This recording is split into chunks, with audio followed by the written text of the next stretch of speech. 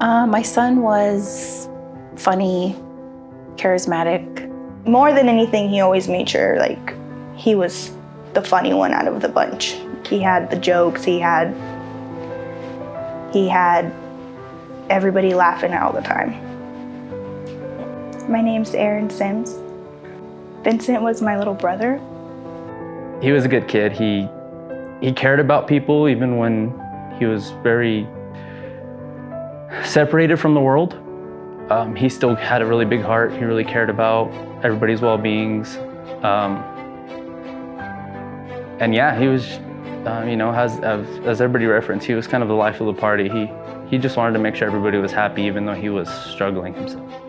Vincent was a charmer. He was a charmer to everybody he knew, and he convinced pretty much anybody that was in his life that if he wanted something, he'd figure a way to get it. My name is Isaiah Gomez. I'd like to believe that Vincent saw me as another one of his brothers. Like I said, we were pretty close. We did a lot of things together, and it'd make me feel a lot better to know that I was like a brother to him. And I would do pretty much everything from playing video games to going hunting and fishing. I'm not a super big hunter, but he made sure we were at least chasing coyotes down, and I think that's what excited him the most. Was I wasn't super into it, and because of him, it opened my eyes a little bit to a life that I wasn't used to. My name is Celia Quintanilla. My son's name is Vincent Rosas. My son passed away from a fentanyl overdose. My son struggled with mental health issues for a lot of his middle school and high school years. I mean, we knew that he was struggling, but we didn't know the extent of it. Well, fentanyl is a synthetic opiate, but the difference with fentanyl, it is much, much more potent than the other opioid medications that we're used to using. The problem with fentanyl is that it is literally 100 times more potent than the strongest oxycodone that's out there. So what that looks like is the amount that you can fit on the end of a pencil eraser can be enough to kill a person. His smile was very, contagious. Sent him to rehab. Started to get better, and the whole character change. He came to stay here with me and my family, and he was so grateful, and to have his own space and have all his stuff in one spot. All he kept doing was thanking me for those whole entire 3 days he was home. So all he would do is just thank me for giving him a place to stay.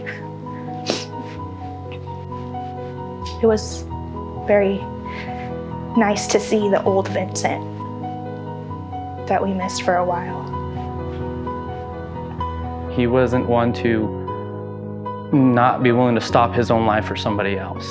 And I seen that throughout the years I knew him. He would always put them first, never really put himself first.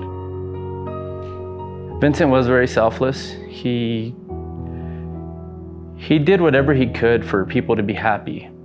And the way I looked at it wasn't not only him to be happy in the way of financial gain or education, it was happy in the sense of I can be miserable, but I'm still going to make everybody else happy and smile, and I'm going to care for them even if they're not caring back for me. That was always his big thing. Everything about him changed. And so once he came home again for the second time, that's when 3 days later he passed away. My name is Michael Harris. I am the director of EMS here in Lander County. EMS stands for Emergency Medical Services. When I met Vincent, I recall it was early in the morning when the call came out. It was maybe a little chilly. Wasn't anything abnormal on the day. It was early in the morning when we got the tone to respond to the residents. Normal response, code 3, lights and sirens. I remember when we got on scene, the sheriff's office had a very rapid response, and they were already there. Arrived on scene to find multiple people outside. I saw, what looked like 4 or 5 very distraught individuals. Made my way inside. Like any other resuscitation, I saw Vincent, young man. He didn't look any older than 17, 18 to me. Nonetheless, we continued resuscitation, and we did get word later on that Vincent was ultimately deceased. So in the last few years, we've seen a dramatic rise in the numbers of fentanyl deaths, seeming to start in southern Nevada and making their way into the rural and northern Nevada communities. The reality is that we can't hide from this growing problem with the overdose deaths in our young population. We need to be ready to destigmatize them, talk with them, to engage with the resources that we have in our rural communities to be able to help our children to avoid this scourge. I would tell any parent to continue to push and, create that relationship with their child where you can talk about anything. I would tell someone who would be having the same problems with their siblings to not get angry and let them know that you're there to listen and help.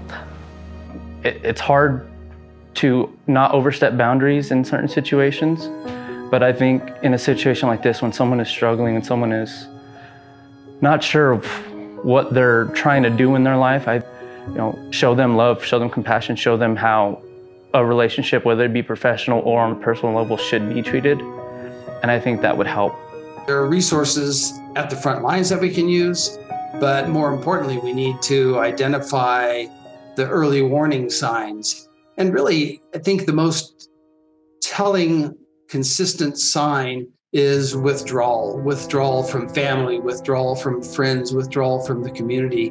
We really need to have a high level of suspicion, be ready to approach those young people who just aren't engaging with others around them. I think that's probably the most consistent warning sign of an impending problem. Dose remedy, an antidote that anybody can use. It's a drug called Narcan or naloxone, available for anybody that would like to get some training on how to use it and have it available. You can see that it's a simple package of a nasal spray that's very effective at quickly reducing the effects of these opioids, especially fentanyl. We offer the training and the supplies through our community health clinic. You can access that with a phone call, go to our Facebook page and get information on how to get with our community health nurse and receive these supplies. When he overdosed, I had to give him CPR. Luckily, we were able to get him back with the local EMTs. And when he was transported, we had to stay for about a week. And at the end of the day, he fulfilled what he wanted to do. He was able to donate his organs to people that needed it. And I think the nice thing about that is we know he lives on through others. His heart is still beating in someone else. And literally it is beating in somebody else. And I think it's a beautiful way to go, knowing that you saved someone else's family from the pain and hurt that some of us don't want to feel, but we have to. But he helped somebody not feel that.